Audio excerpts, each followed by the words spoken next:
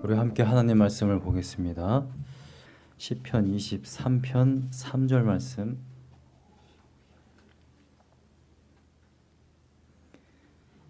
제가 갖고 있는 성경으로 구약 성경 818면입니다. 제가 23편 전체를 읽고 3절 말씀을 합독하겠습니다. 제가 먼저 읽겠습니다. 여호와는 나의 목자시니 내게 부족함이 없으리로다. 그가 나를 푸른 풀밭에 누이시며 쉴만한 물가로 인도하시는도다. 내 영혼을 소생시키시고 자기 이름을 위하여 의의 길로 인도하시는도다. 내가 사망의 음침한 골짜기로 다닐지라도 해를 두려워하지 않을 것은 주께서 나와 함께 하심이라. 주의 지팡이와 막대기가 나를 안위하시나이다. 주께서 내 원수의 목전에서 내게 상을 차려주시고 기름을 내 머리에 부으셨으니 내 잔이 넘치나이다. 내 평생의 선하심과 인자하심이 반드시 나를 따르리니 내가 여호와의 집에 영원히 살리로다. 아멘. 우리 3절 말씀을 함께 한 목소리로 합독하겠습니다. 내 영혼을 소생시키시고 자기 이름을 위하여 의의 길로 인도하시는도다. 아멘. 우리가 신앙생활 하면서 항상 잊지 말아야 할 것, 우리가 반드시 붙잡아야 할 것이 있는데 그것은 바로 여호와 하나님이 우리의 목자가 되신다라는 것입니다. 여호와 하나님이 우리의 목자가 되신다라는 의미는 우리의 인생을 하나님께서 끌고 가신다라는 것입니다. 우리가 원래는 목자 없는 양과 같은 존재였죠. 우리는 그냥 제 갈 길로 갔었고 그냥 죽음의 길로, 이것이 정말 사망의 길인지 여기가 절벽인지 저희가 정말 내가 먹을 것이 있는지 우리는 전혀 알지 못하는 상태로 그냥 걸어갔습니다. 그런데 하나님께서 예수 그리스도로 말미암아 우리를 구원하셔서 우리를 저 천국으로 인도해 가십니다. 그리스도인이라는 것은 바로 그 길로 걸어가는 사람들을 이야기하는 것이죠. 우리가 그리스도인임에도 불구하고 여전히 내가 주님을 만나기 이전과 똑같이 살아간다면 우리는 목자 없는 양과 똑같은 그러한 인생인 것입니다. 제가 2006년도에 예수님을 만났다고 그랬잖아요. 2006년 제 나이 26이었습니다. 그럼 26 이전까지는 제 인생이 어땠느냐? 그냥 짙은 안개와 같았어요. 정말 의미 없는 인생, 항상 우울한 인생. 물론 제가 우울하게 살지는 않았지만 돌아보니까 그렇다라는 거예요. 예수님을 만나고 난 이후의 내 삶과 예수님 만나기 이전의 삶은 너무나도 다른 그러한 색깔로 저의 기억 속에 있습니다. 여러분, 우리는 하나님을 나의 목자로 삼은 그러한 귀한 인생입니다. 우리는 믿을 것이 있고요. 아프면 누군가에게 이야기할 곳이 있고 문제가 있으면 달려갈 곳이 있는, 그것이 바로 우리 기독교인인 것입니다. 오늘 본문 말씀의 3절 말씀을 보면 이렇게 기록되어져 있습니다. 다윗이 이렇게 고백하죠.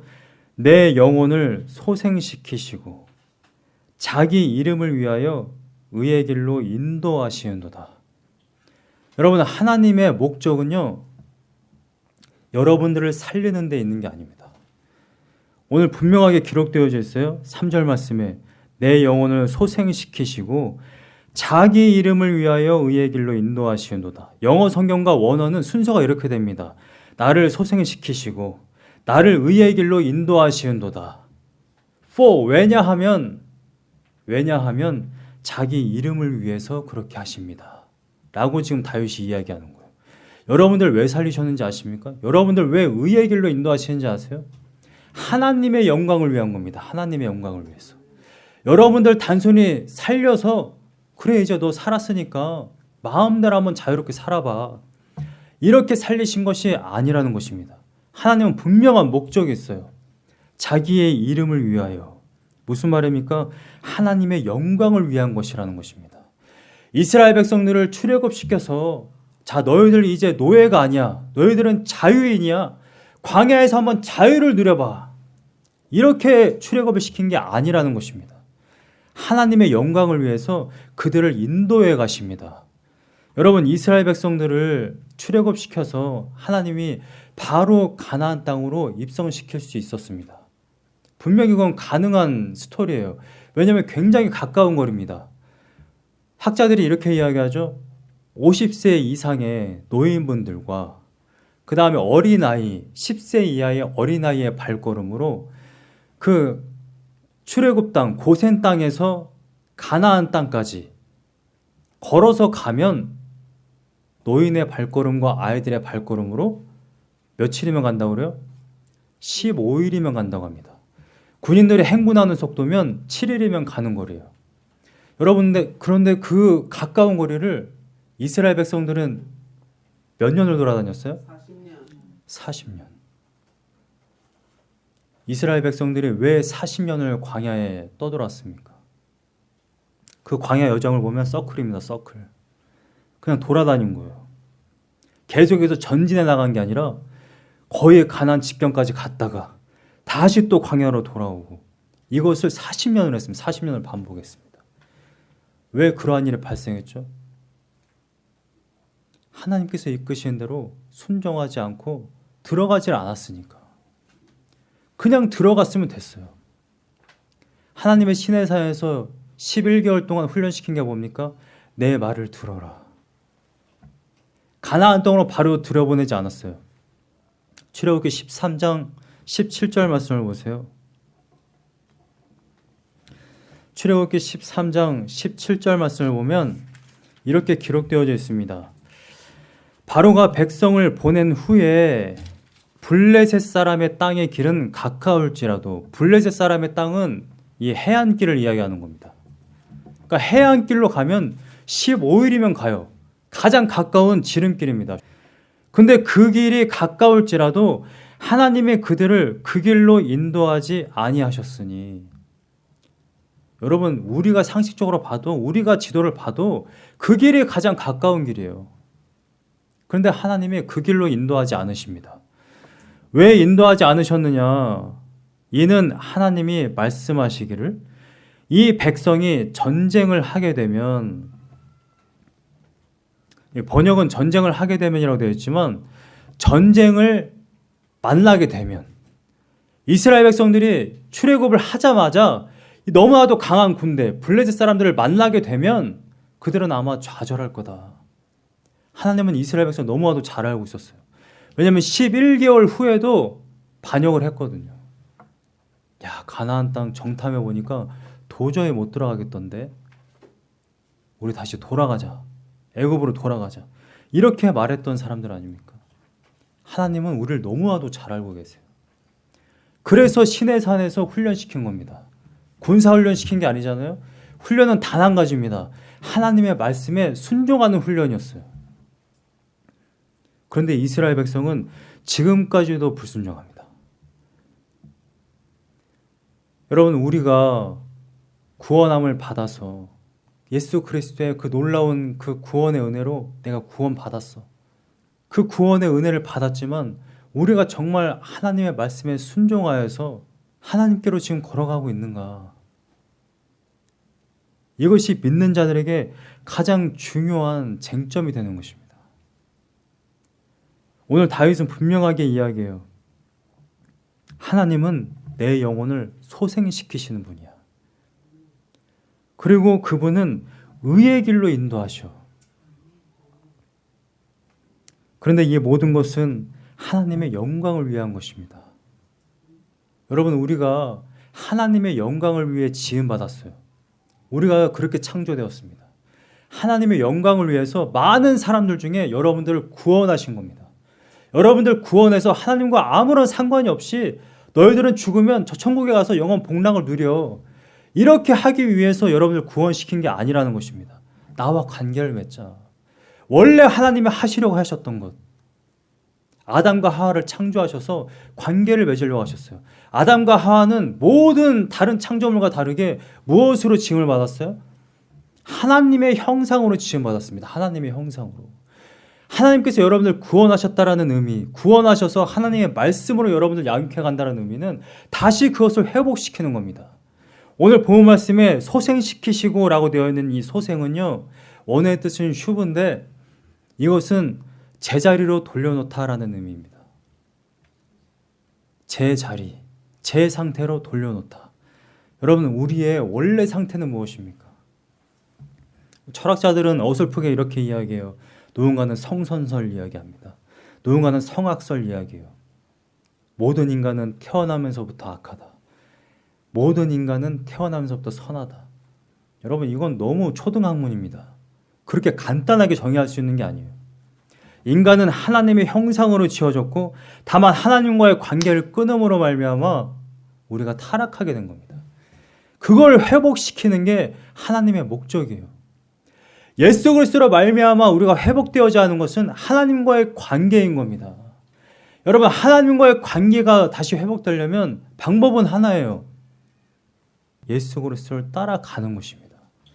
저는 여기 계신 여러분들 모두가 하나님의 말씀에 순종하여서 오직 주님을 따르는 진짜 성도가 되기를 간절히 소망합니다. 오늘 본문 말씀에 의의 길이라고 되어 있죠. 의의 길. 직역을 하면 옳은 길입니다. 옳은 길. 옳은 길과 그른 길로 구분을 하면 여러분 옳은 길은 오직 하나밖에 없는 겁니다. 이 원어의 이 음역을 하면 마아갈이라고 하는데 마아갈. 이스라엘 땅에서 이 마아갈이라는 길은 이런 길입니다. 목자가 양을 데리고 푸른 초장이나 쉴만한 물가로 인도하려고 하는데 양들을 계속 데리고 이렇게 떼지어서 다니잖아요. 양들이. 양이나 염소를 이제 떼지어서 어떤 길을 가다 보니까 계속 가다 보니까 생긴 길입니다. 그러니까 원래 포장도로, 원래 길이 나 있는 그런 길이 아니라 목자가 양을 데리고 계속 가다 보니까 생긴 길. 그걸 마아갈이라고 해요. 성지순례 가본 게 이제 생각나는 것 중에 가장 인상적인 게 뭐냐면 여리고에서 예루살렘으로 가는 길을 이렇게 본 적이 있는데 우리가 보통 그냥 여리고에서 예루살렘으로 올라가는 길, 뭐 예루살렘에서 여리고로 내려가는 길 이렇게 알고 있잖아요. 그냥 단순한 오르막 내리막인가 보다 이렇게 생각했는데 직접 가서 이렇게 밑에서 이렇게 쳐다보니까 경사가 어마어마해요. 제가 느끼기에는 제 기억에는 한 70도 정도 되는 것 같아요. 정말 경사가 심합니다. 근데 한 가지 특이한 게 뭐냐면 도대체 저 줄이 뭐지? 라는 생각이 들었었어요. 경사가 이렇게 있는데 가로로 줄이 이렇게 막 있는 거예요. 가이드분이 하신 말씀은 이겁니다. 그 가로줄은 목자가 양을 데리고 지나간 길이에요. 목자가 자기가 어딜 가야 지금 푸르초장이 어디에 있다. 쉴만한 물가가 지금 어디에 있다라는 걸 목자만 압니다. 그래서 양들을 데리고 가장 빠른 길로 가는 거예요. 그 길이 뭐 여리고에서 예루살렘으로 올라가는 길 얼마나 뭐 자갈이 많고 굉장히 그 경사가 있겠어요. 그 경사된 길을 가로질러 가려면은 얼마나 좀 위험하겠습니까? 근데 목자는 양들을 그렇게 데리고 가는 거예요. 왜냐면 그 길이 빨리 가서 양들을 먹이고 양들을 쉬게 할 수 있는 그러한 길이니까. 여러분 여기에서 말하는 다윗이 말하는 이 의의 길은 목자가 인도하는 오직 한 가지 길을 이야기하는 겁니다. 내 양을 살릴 수 있는 오직 한 가지 길. 여러분 우리가 가야 하는 길이 어떤 길이냐면 하나님께서 인도하시는 오직 그 한 길이에요. 내 생각에 이렇게 가면은 내가 성공할 것 같아. 내 생각에 이 길로 가면 내가 잘 먹고 잘 살 것 같아. 내 생각에 이렇게 가면 내 자녀를 잘 양육할 것 같아. 하나님은 그렇게 말씀하고 있는 게 아니에요. 너희들의 생각, 너희들의 고집, 너희들의 판단 다 버리고 나를 따르라 라고 이야기하는 것입니다. 그러니까 제가 묻고 싶은 건 이거예요. 여러분들은 정말 나의 생각과 나의 고집과 나의 교육관을 다 버리고 오직 성경에서 말하고 있는 대로 가르치고 있냐? 여러분 정말 하나님의 뜻대로 살 수 있습니까? 하나님의 뜻대로 살아가고 계십니까? 예수님은 분명하게 말씀하시죠. 요한복음 14장 6절 말씀에 내가 곧 길이요 진리요 생명이다. 나로 말미암지 않고는 하나님께로 갈 자가 없다. 여러분들이 아무리 똑똑하고 여러분들이 뭐 과학자고 여러분들이 뭐 PhD 학위가 있어도 여러분들이 어떠한 이 세상에 뭐 명예와 권력과 힘이 있어도 예수님으로 말미암지 않고는 절대 하나님께로 갈 수가 없습니다. 여러분 우리가 잊지 말아야 할 것은 이겁니다. 예수님을 따라가야 합니다. 예수님을 따라가지 않으면 여러분들은 절대 그곳에 당도할 수가 없어요. 여러분 오직 주님을 따르고 계십니까? 여러분들이 주님을 따르고 있는지 안 따르고 있는지 오늘 여러분들에게 확실하게 알려드릴게요. 마태복음 16장 24절 말씀을 보세요. 여러분, 우리가 목자이신 하나님을 어떻게 따를 수 있느냐, 그 방법을 예수님이 말씀하십니다. 마태복음 16장 24절 말씀에 예수님께서 이렇게 말씀하시죠. 예수께서 제자들에게 이르시되 누구든지 나를 따라오려거든 자기를 부인하고 자기 십자가를 지고 나를 따를 것이니라. 여러분, 반대로 이야기하면요, 나를 부인하지 않고 계속해서 나를 주장하고 내가 십자가를 지지 않으면 예수님을 절대 따를 수 없습니다. 여러분, 이 세상에 그 어떠한 목사도, 그 어떠한 권사나 집사도 자기를 부인하고 나의 십자가를 지지 않으면 그분은 천국에 못 들어갑니다. 이게 하나님 말씀이에요. 자기를 부인한다는 건 무슨 말입니까? 자기 자신을 부인한다. 원어의 뜻 부인한다라는 것은 어떠한 사실을 인정하지 않는 거예요. 어떠한 사실을 인정하지 않고 그것을 굉장히 적극적으로 부인하는 행동을 이야기하는 겁니다. 너 어제 술 먹었지? 아니요, 저 안 먹었는데요. 저 전혀 안 먹었습니다. 이렇게 부인하는 것. 이걸 부인하는 거예요. 근데 지금 뭘 부인하라고 이야기해요? 자기를 부인하라는 겁니다. 자기를. 여러분 자신을 부인하라는 거예요. 나의 생각, 나의 의지, 나의 판단, 나의 고집, 이걸 부인해야 된다는 것입니다. 여러분, 그럼 내가 아무런 생각이 없어요. 아무런 판단을 하지 못해요. 그럼 우리는 뭐만 판단합니까? 성경 말씀. 오늘 본 말씀이 이렇게 되었죠. He guides me. 여러분, 우리를 인도하는 게 있어요. 우리를 천국으로 인도하는 게 있습니다. 가이드북이에요. 가이드북. 성경을 오늘부터 여러분들이 이렇게 말씀하셔도 됩니다. 이건 나의 가이드북이다.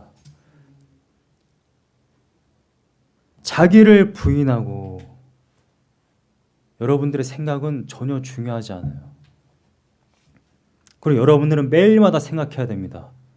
지금 내가 생각한 게 옳은가? 여러분 생각이 맞는지 틀리는지 하나님 말씀을 좀 읽어보세요.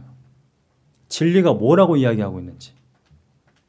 또 한 가지 이렇게 이야기합니다. 예수님이 너희들은 자기를 부인해야 될 뿐만 아니라 자기 십자가를 지고 나를 따라야 된다. 여러분, 십자가를 지고 따른다는 게 무슨 말입니까?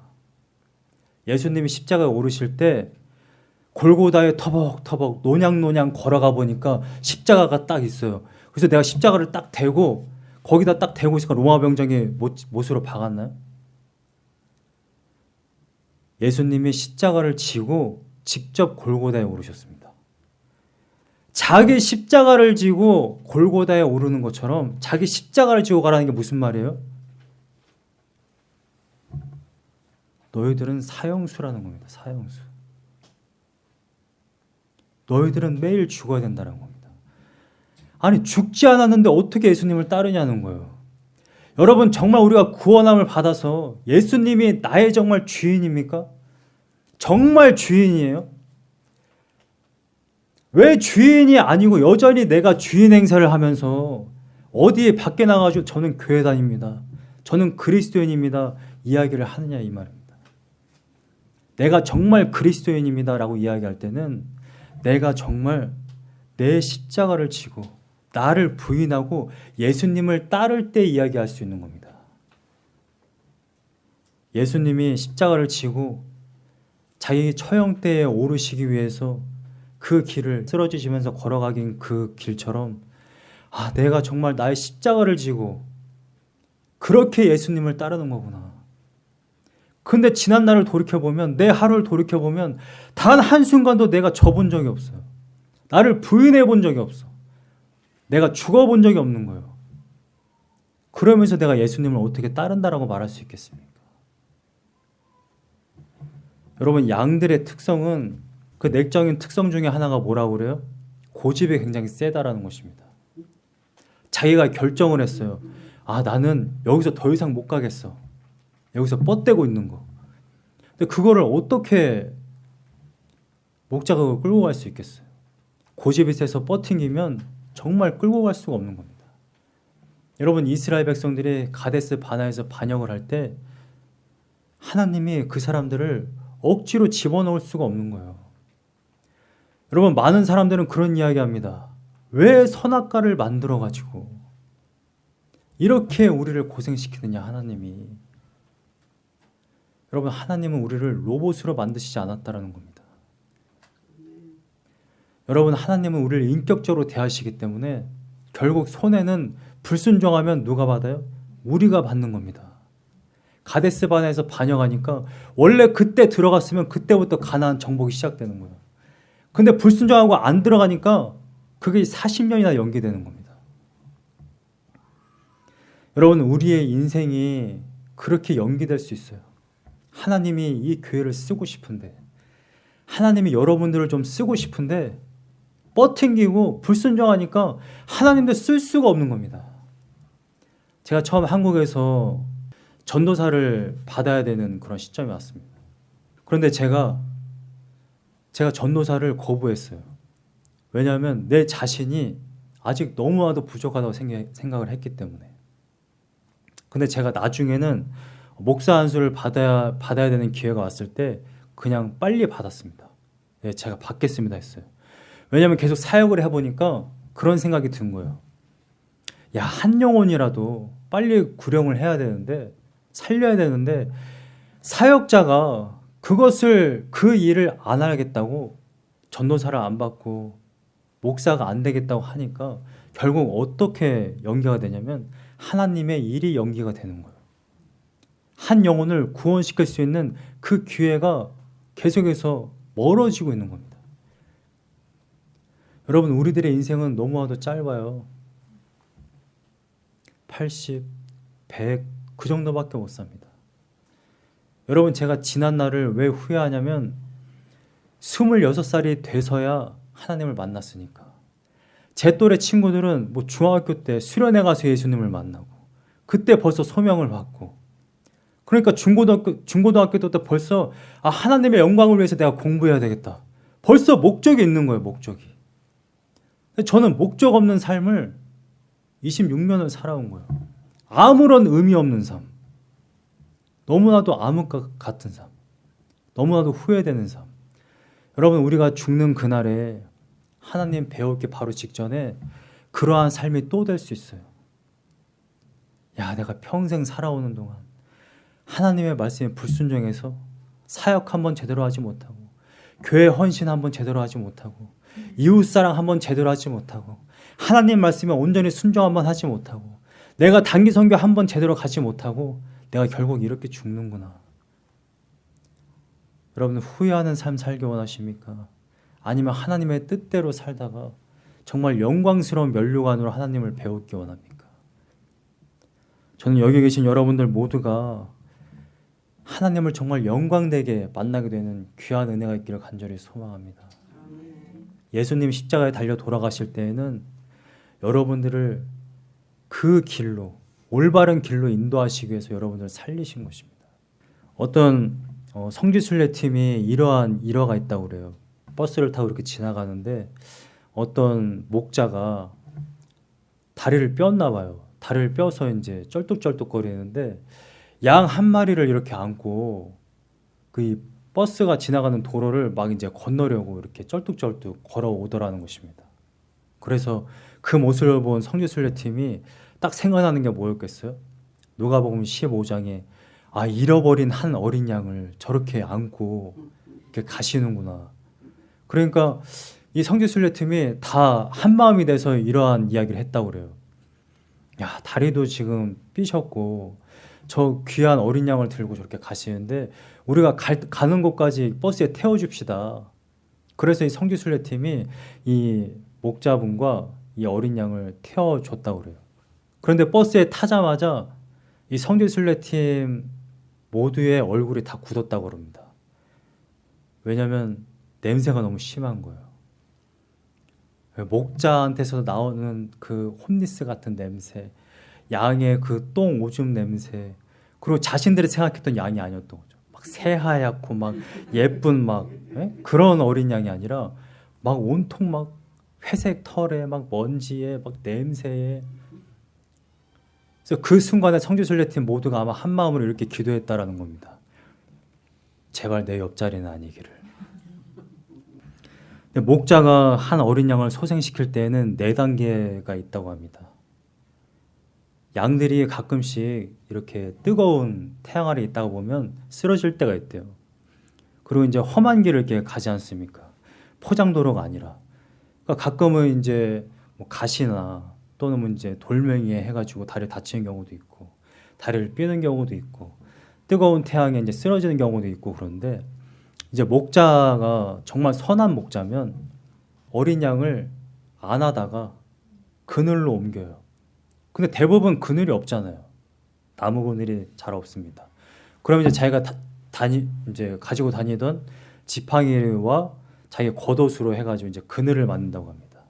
그래서 그늘을 만들고 자기가 가지고 있던, 목자가 가지고 있던 이제 물을 마시게 하고, 그다음에 이제 목덜미부터 목에서부터 이렇게 마사지를 해가지고 이 양을 살리려고 이렇게 노력을 한다고 그래요. 반면에 사꾼 목자는 양이 쓰러져서 이렇게 못 일어나잖아요. 그러면 그걸 그냥 놔둔대요. 그러니까 이 돈을 주고 산 목자들은 원래 양이 뭐 한 100마리 있으면 100마리 중에 2-3마리는 항상 쓰러진다고 그래요. 그럼 사꾼 목자는 이 2-3마리 쓰러진 양을 그냥 두는 겁니다. 왜 그냥 두죠? 자기 양이 아니니까. 어차피 이것은 흔히 있는 일이니까. 100명 중에 2-3마리 죽을 수도 있지. 그게 또 타산이 맞는 거예요. 2-3마리를 안고 갈 수가 없는 겁니다. 이걸 끌고 갈 수가 없어요. 다시 뭐 살리고 막 이렇게 할 시간도 없는 겁니다. 그러한 체력도 없어요. 사꾼 목자에게는. 그런 에너지가 없습니다. 그런데 누가복음 15장에 예수님은 뭐라고 말씀하세요? 내가 잃어버린 한 마리 양이 있으면 그 한 마리 양을 찾기 위해서 내가 해가 질 때까지, 찾을 때까지 내가 돌아다닐 거다. 얼마나 그 잃어버린 한 마리 양에 대한 마음을 하나님이 말씀하신지 아시겠습니까? 잃어버린 한 마리 양, 어둠 속에서 울고 막 목자를 찾고, 맹수가 언제 나타날까 막 두려움에 덜덜 떨고, 그러한 어린 양의 상태를 알기 때문에 예수님은 이 어린 양 한 마리를 찾기 위해서 그렇게 찾을 때까지 찾아다니시는 겁니다. 이게 예수님의 마음이신 거예요. 여러분, 예수님이 왜 굳이 십자가에 달리셔서 그렇게 죽으셔야 됩니까? 왜 그렇게 피를 흘리셔야 돼요? 여러분들이 아셔야 되는 것은 단 한 가지입니다. 온 우주적인 거 다 잊어버리세요. 여러분들이 아셔야 되는 건 단 한 가지예요. 나 때문에, 나를 살리기 위해서, 나를 찾기 위해서 하나님이 독생자 예수 그리스도를 보내셔서 그렇게 십자가에 달리게 하셨구나. 여러분들이 기억하셔야 되는 것은 바로 이 한 가지입니다. 그 예수 그리스도를 여러분이 따르기를 간절히 소망합니다. 여러분, 시편이 바벨론 포로 귀환 이후에 편집되었다고 그랬잖아요. 바벨론 포로로 끌려갈 그 시점에 이스라엘의 많은 목자들은 이스라엘 백성들을 버렸습니다. 오히려 굉장히 힘들게 했어요.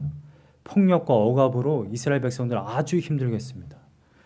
그것에 대한 표현을 예레미야 목자는 이렇게 표현을 합니다. 예레미야서 50장 6절 말씀을 한번 보세요. 예레미야 선지자는 젊었을 때 목자였습니다. 그래서 이렇게 표현을 해요. 예레미야 50장 6절 말씀을 보면 내 백성은 잃어버린 양떼로다. 그 목자들이 그들을 곁길로 가게 하여.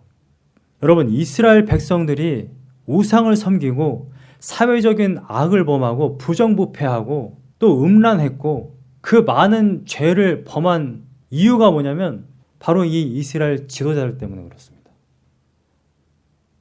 이스라엘 지도자들이 이스라엘 백성을 곁길로 가게 했대요. 이어서 보시면 곁길로 가게 하여 산으로 돌이키게 하였으므로, 여기서 돌이키게 하였으므로 라는 이 표현은 단순히 돌아갔다라는 의미가 아니라 왔던 길을 돌아가고 왔던 길을 돌아가고, 그래서 곁길로 가고 돌이키고 산에서 언덕으로 돌아다니며 쉴 곳을 잊었도다라는 말은 무슨 말이냐면 계속 잘못된 길을 뱅글뱅글 도는 이러한 현상을 이야기하는 것입니다. 그러니까 서클을 계속 도는 거죠. 이스라엘 백성들이 처음 출애굽을 해서 광야에서 뱅글뱅글 40년 동안 돈 것처럼 이스라엘 백성들이 바벨론 포로로 잡혀가기 전에 이 상태가 뭐냐? 계속해서 인생이 하나님께로 나아가는 게 아니라 그냥 곁길로 잘못된 길로 계속 뱅글뱅글 도는 너무나도 허무하고 헛된 그러한 인생이었다라는 것입니다. 제가 고등학교 2학년 때 중고등부 회장이 됐어요. 근데 어느 날 한 번은 등산대회를 하기 위해서 제가 답사를 가야 할 일이 있었습니다. 수락산에 답사를 갔어요. 그리고 저를 포함해서 총 4명, 4명의 남자가 답사를 갔어요. 근데 4명이 갔으니까 가장 좋은 코스를 알기 위해서 2명씩 이제 팀을 나눴습니다. 그리고 이제 올라가기 전에 김밥을 좀 샀어요. 김밥을 이제 사가지고 우리가 이 코스로 올라가서 정상에서 우리가 만나서 김밥 먹고 내려오자. 그러니까 딱 점심시간에 도착할 수 있도록 그렇게 이제 얘기를 했습니다. 저희가 출발한 시간이 오전 10시쯤 됐으니까 아무리 우리가 천천히 가도 그 고등학생의 발걸음으로 천천히 가도 1시간 반이면 올라갑니다. 수락산. 그러니까 보통 우리가 빨리 올라가면 50분이면 올라가죠. 그러니까 점심시간 전에는 도착할 수 있는 시간이었습니다. 그런데 저와 팀을 먹었던 저와 같이 갔던 이 동생은 밤 9시가 돼서야 수락산에서 내려왔어요. 50분이면 올라갈 수 있는 수락산을 밤 9시가 돼서 내려왔어요. 이쪽 팀은 제가 이제 A 코스로 올라가라 라고 한 이 팀은 원래 이제 등산로 그냥 올라가면 수락산 정상으로 올라가는 그 길로 올라갔습니다. 수락산에 가서 이제 지도를 보면 정상이 여기 있는데 정상으로 가는 길을 이렇게 우회해서 올라가는 길이 하나 있습니다. 바로 올라가는 길이 있고요. 이 팀은 바로 올라갔고 저는 제 동생을 이제 아는 동생을 이제 데리고 이제 다른 코스로 올라간 겁니다. 저는 지도만 보고 조금 우회해서 가면 정상에 도착하겠구나라고 생각을 한 거예요. 그런데 이 길이 저희가 갔던 길이 어떻게 되어 있냐면 봉우리를 계속 타고 올라가는 길이었던 거예요. 그러니까 정확하게 알지 못하겠지만 봉우리를 계속 올라갔다 내려갔다 올라갔다를 반복하다 보니까 아마 저희가 원래 만나려고 했던 지점 있잖아요. 그것도 아마 지나쳐서 올라갔나 봐요. 아니면 그 길을 우회했든지. 그래서 저희가 이제 계속 올라가다 보니까 이제 오후 3시가 되고 4시가 되고 저는 가다 보면 길이 나올 줄 알고 처음에는 이제 정상이 나올 줄 알고 그러면 먼저 올라간 팀이 있으니까 만나고 내려오면 된다고 생각했던 거예요. 근데 계속 가다 보니까 길이 나오질 않는 겁니다. 심지어는 이제 내려가는 길도 없어요. 계속 타고 가는 거예요. 이제 봉우리를 산 등성이를. 근데 그러다 보니까 해가 진 겁니다. 고등학생이고 한 친구는 아마 중3이었던 것 같아요. 저랑 2-3살 차이가 나니까. 얼마나 이제 슬슬 두려움이 몰려오겠습니까? 결국에는 내려가는 길을 찾을 수가 없으니까 결국에 이제 제가 선택한 거는 계곡을 찾자. 계곡 물은 무조건 밑으로 흐르니까 그래서 이제 계곡을 타고 내려오기 시작한 거예요. 그래서 이제 계곡을 타고 내려와 보니까 원래 수락산 정상에서 거의 2시간 거리에 있는 다른 동네였던 거죠. 거기서 또 이제 2시간을 걸어서 도로를 따라서 와가지고 이제 9시에 만나가지고 그래서 온 겁니다. 여러분 제가 이 말씀을 왜 드리냐면 지도자를 잘못 만나면 그렇게 인생이 꼬일 수 있다는 겁니다. 여러분 근데 이 지도자는요 어떤 것도 여러분들의 지도자가 될 수가 없어요. 여러분들 자신도 믿을 수가 없고요. 여러분들의 남편도 믿을 수가 없습니다. 여러분들의 자녀도 믿을 수가 없고 여러분들의 대통령도 믿을 수가 없습니다. 여기 앞에 있는 목사는 당연히 여러분들의 지도자가 아닙니다. 여러분들은 오직 선하신 예수 그리스도만 믿고 따라야 하는 줄로 믿으시길 간절히 소망합니다. 여러분들이 예수 그리스도를 따르지 않고 다른 길로 가면 여러분들의 인생은 그렇게 될 수 있어요. 아, 이제 내려갈 길이 나와야 되는데, 집에 가는 길이 나와야 되는데 집에 가는 길이 나오지 않을 수가 있습니다. 여러분, 여기 계신 여러분들 모두는 오직 예수 그리스도를 따름으로 말미암아 저 천국으로 다 인도함 받아서 우리가 앞으로 50년 후에 뭐 길면 100년 후에 저 천국에서 다시 만나 켄터키 미션 교회 소모임을 한 번씩 갖는, 싫으십니까? 네, 귀한 은혜가 있기를 간절히 소망합니다.